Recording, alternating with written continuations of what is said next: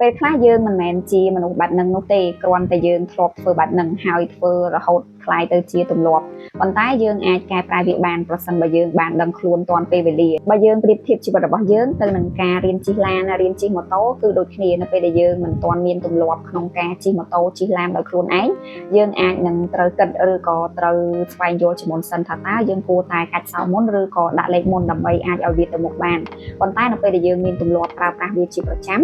យើងនឹងមិនចាំបាច់គិតតទៅទៀតនោះទេថាតើយើងគួរតែកាច់សោមុនឬក៏ដាក់លេខមុនតទៅទៀតដូចគ្នានឹងទម្លាប់ប្រចាំថ្ងៃរបស់យើងផងដែររាល់ទម្លាប់ល្អនិងទម្លាប់អាក្រក់ទាំងឡាយគឺសុទ្ធតែយើងខ្លួនឯងជាអ្នកបង្កើតវាឡើងយើងធ្វើវាដដែលរហូតคล้ายទៅជាទម្លាប់មិនមែនយើងកើតមកយើងមានទម្លាប់មិនល្អបែបនេះមកជាមួយនោះទេហើយក៏មិនមែនយើងកើតមកមានទម្លាប់ល្អដោយឯងនោះដែរវាកើតពីការដែលយើងជ្រើសរើស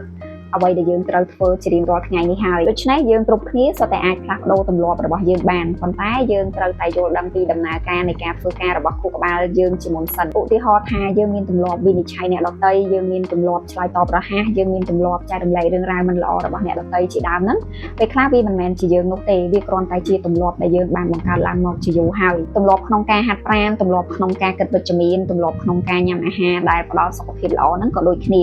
វាកើតចេញពីទម្លាប់ដែលយើងរើសធ្វើវាដដែលពេលដែលដល់ពេលវេលាឬក៏ដល់ពេលដែលយើងត្រូវញ៉ាំដល់ពេលដែលយើងត្រូវហាត់ប្រាណយើងនឹងជ្រើសរើសធ្វើសកម្មភាពទាំងអស់ហ្នឹងដោយមិនចាំបាច់គិតតទៅទៀតនោះទេហើយពេលដែលយើងមិនបានធ្វើសកម្មភាពទាំងអស់ហ្នឹងវាអាចផ្ដល់នៅអារម្មណ៍មិនស្ងប់ឬក៏ផ្ដល់អារម្មណ៍មិនស្រួលដល់យើងទាំងអស់នេះហើយដែលហៅថាទម្លាប់អ្នកដែលធ្លាប់ហាត់ប្រាណនឹងនៅមិនសក់គេមិនស្រួលនោះទេបើមិនបានហាត់ប្រាណហើយអ្នកដែលមានទម្លាប់និយាយរឿងរបស់អ្នកដទៃក៏ដូចគ្នាគាត់នឹងនៅមិនសក់នៅមិនស្ងប់នោះទេប្រសិនបើគាត់មិនបាននិយាយរឿងរបស់គេតែក៏មិនមានន័យថាយើងជាមនុស្សល្អឬក៏ជាមនុស្សអាក្រក់តាមរយៈទម្លាប់ទាំងអស់នេះដែរវាគ្រាន់តែកើតឡើងពីការដែលខួរក្បាលរបស់យើងធ្វើការតែប៉ុណ្ណោះហើយអ្នកដែលស្គាល់និងយល់ពីរបៀបធ្វើការរបស់ខួរក្បាលគឺងាយស្រួលមែនទែនក្នុងការផ្លាស់ប្ដូរទម្លាប់របស់ខ្លួនឯងដោយដែលខ្ញុំបានលើកឡើងនៅក្បាលវីដេអូអញ្ចឹងពេលខ្លះវាគ្រាន់តែជាទម្លាប់របស់យើងប៉ុន្តែវាមិនមែនជាយើងនោះទេយើងអាចផ្លាស់ប្ដូរបានគ្រប់ពេលវេលាអាស្រ័យទៅលើមជ្ឈដ្ឋានដែលយើងរស់នៅផងអាស្រ័យទៅលើមនុស្សដែលយើងសេពគប់ផង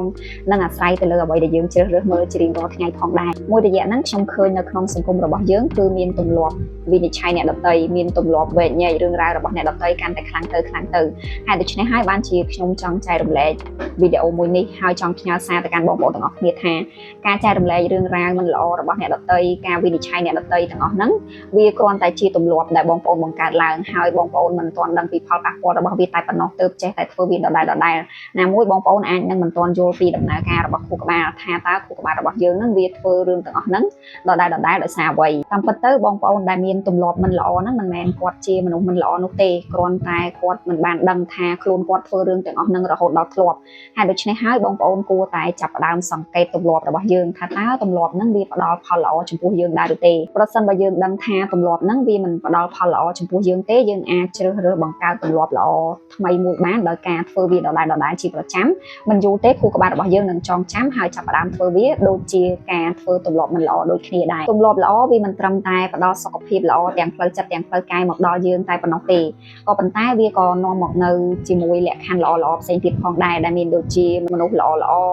ឱកាសល្អចូលមកក្នុងជីវិតរបស់យើងបន្ថែមផងដែរសរុបមកវិញមិនថាជាទម្លាប់ល្អឬក៏ទម្លាប់មិនល្អនោះទេគឺវាកើតឡើងតាមរបៀបតែមួយហើយខួរក្បាលរបស់យើងក៏ធ្វើការកត់ចំណាំវាតាមរបៀបតែមួយដូចគ្នាការយល់ដឹងពីដំណើរការរបស់ខួរក្បាលវាគឺជាការផ្លាស់ប្ដូរទម្លាប់ដ៏ល្អជាចុងក្រោយកុំភ្លេចចុច like និងចែករំលែកវីដេអូនេះម្នាក់មួយផងប្រសិនបើបងប្អូនទាំងអស់គ្នាយល់ថាវីដេអូមួយនេះមានប្រយោជន៍សម្រាប់បងប្អូនថ្មីដែលស្ដាប់វីដេអូរបស់ខ្ញុំយូរហើយមិនទាន់បាន follow page Facebook ឬក៏ subscribe channel YouTube របស់ខ្ញុំនោះទេ